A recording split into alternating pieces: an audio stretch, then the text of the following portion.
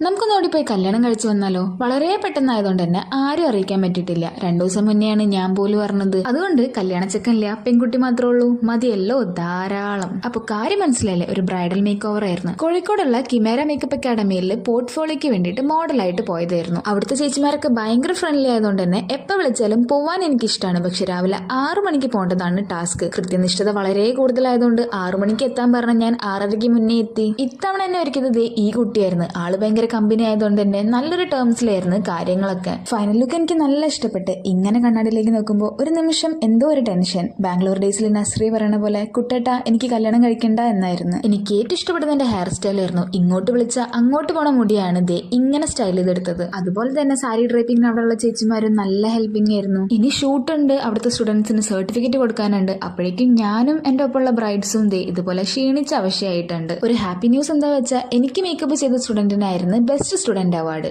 അപ്പൊ അത്രേ ഉള്ളൂ. ടാറ്റാ.